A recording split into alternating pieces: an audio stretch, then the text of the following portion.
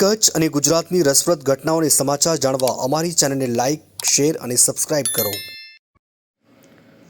માણબા ગામે Africa દેશથી પધારેલ UNICEF આંતરરાષ્ટ્રીય સંસ્થાના ચિલ્ડ્રન ઓફિસર જુરિયસ લીગોએ બાલિકા પંચાયત ભવનનું લોકાર્પણ કર્યું.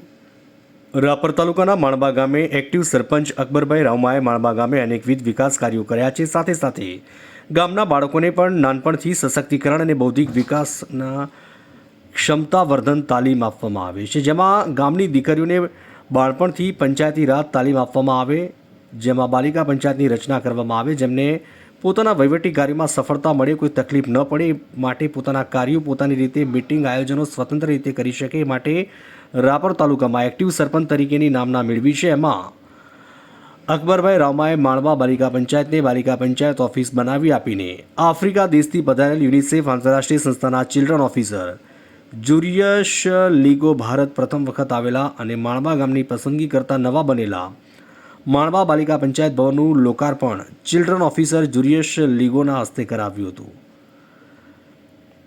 પધારેલ મહેમાનોએ સરપંચ અકબરભાઈ રાવમાના કાર્યોની મુલાકાત કરી પ્રશંસા સાથે અભિનંદન આપ્યા હતા. તેમજ બાલિકા પંચાયતના સરપંચ અક્ષાબેન રાવમા, ઉપસરપંચ અનિશાબેન રાવમા, કારોબારી ચેરમેન શનાબેન રાવમાએ સૌને અભિનંદન પાઠવ્યા હતા. બાળકો પ્રત્યેનો અભિગમ જાણીને સમગ્ર માણબા ગામની મુલાકાતે આવીને સંતુષ્ટ થયા હતા. આ પ્રસંગે ગામના આગેવાનો રમજુભાઈ રાવમા, પાચાભાઈ બરવાળ, કાંજીભાઈ પટેલ, ગોકરભાઈ પટેલ, બાબુભાઈ ચૌહાણ, ભગુભાઈ વાઘેલા સાથે મોટી સંખ્યામાં લોકો ઉમટી પડ્યા હતા. સેતુ અભિયાન રાપર, ઉન્નતિ બચાવ, સમર્થ ટ્રસ્ટ ગાગોદર, ઈસાર સંસ્થા રાપર વગેરે સંસ્થાનો સહયોગી રહ્યા હતા, જેમાં માણબા ગ્રામ પંચાયતની ટીમ અને સૌ ગામ લોકો, મહિલાઓ, યુવાનો, બાલિકાઓ વિશાળ સંખ્યામાં લોકો જોડાયા હતા.